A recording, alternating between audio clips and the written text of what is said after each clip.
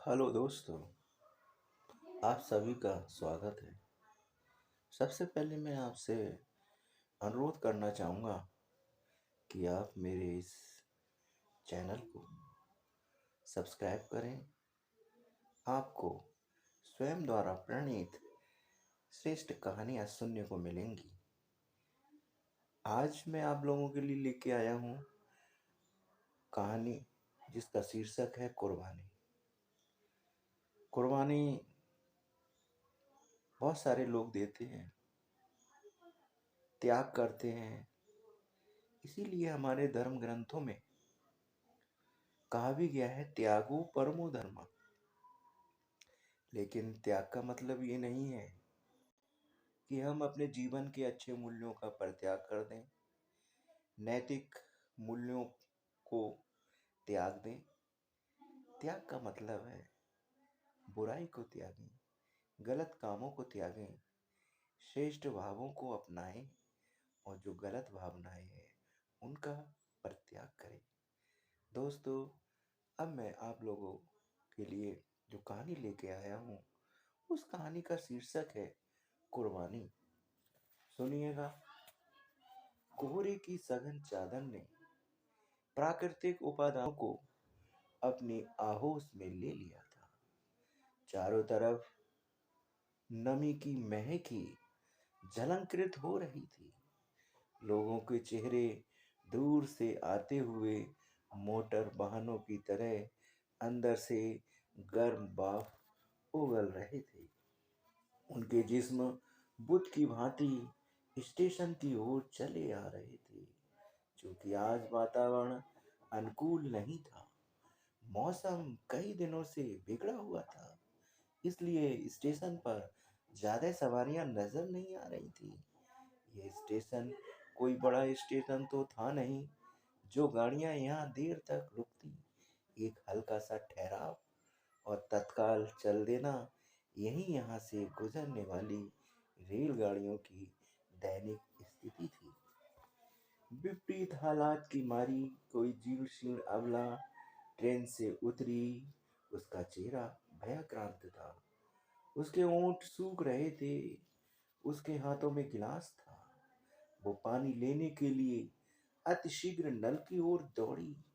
नल पर काफी भीड़ थी, लोगों में होड़ सी लगी थी पानी लेने की। ट्रेन बराबर हॉर्न दे रही थी। कोलाहल के बीच उसे हॉर्न की आवाज सुनाई ना दी। वो पानी लेने के लिए और अधिक सक्रिय हो गई। सक्रिय भला क्यों नहीं होती? उसके चेहरे के सामने बार बार अपने लाल का सूखा हुआ मासूम चेहरा घूम जाता, जो ट्रेन में पानी लेकर माँ के आने की प्रतीक्षा कर रहा था। अकस्मात गाड़ी तेज रफ्तार से आगे स्टेशन की ओर गतिमान हो उठी। गाड़ी के जाने की आवाज सुनकर उसका कलेजा गाड़ी की आवाज सुनकर उसका कलेजा सुन्न रह गया। उसका हृदय विदीर्ण हो गया। वो बेबस, लाचार, अबला लोगों से अपने पुत्र को बचाने की गुहार करने लगी। उसके करुण क्रंदन को सुनकर लोग काफी संख्या में इकट्ठे हो गए थे। लोगों ने उससे पूछा, क्या बात है? तुम क्यों रो रही हो? क्या बताऊं? मेरे जीवन का सहारा मेरा लाल, जो मात्र 4 साल का है, ट्रेन में अकेला चला गया है। उसे प्यास लगी थी। मैं यहाँ पानी लेने के लिए उतरी थी। जब तक पानी मिला तब तक ट्रेन चली गई। मैं अभागिन, उसे 2 घूंट पानी भी ना पिला सकी। मेरा लाल प्यार से तड़प रहा होगा। कोई उसे बचा लो, कोई उसे बचा लो। इतना कहकर वो सिसकियां भरने लगी। तब एक महिला यात्री ने उससे कहा, तुम कौन हो? कहाँ की रहने वाली हो? तुम्हारा पति क्या करता है और तुम कहाँ जा रही थी?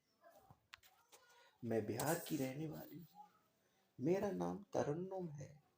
मेरा शौहर मजदूरी करके परिवार का खर्चा चलाता था।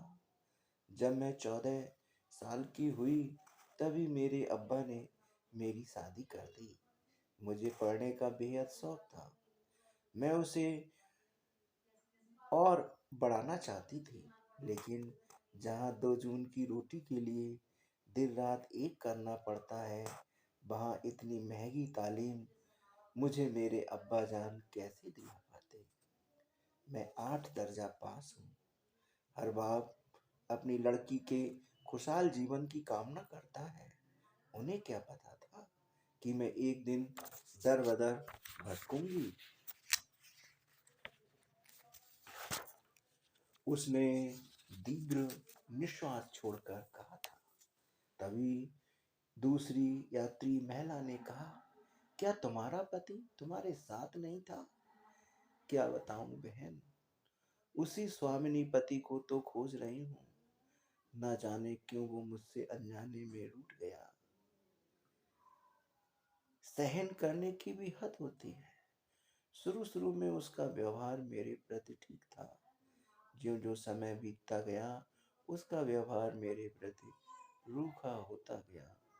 रोज शराब पीकर आना, रात को गालियां देना और मुझ पर झूठे नाचन लगाना। तुम ही बताओ, मैं कहाँ तक सहती?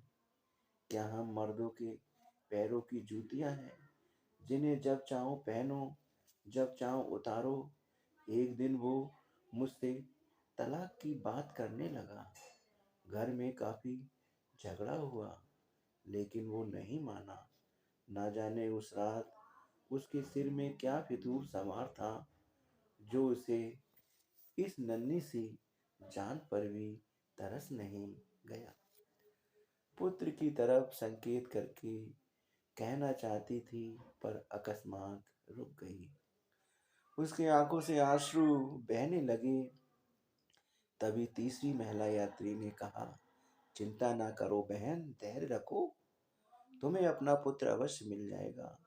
तुम तो बिहार की हो, फिर तुम उत्तर प्रदेश के छोटे से जिले में क्यों आई थी? क्या करूं बहन, मैंने उसे प्राणों से बढ़कर माना, अपने जीवन का सर्वस्व समर्पण कर दिया। फिर भी वो मेरा क्यों नहीं हुआ? उसी की खोज में मैं भटक रही हूँ।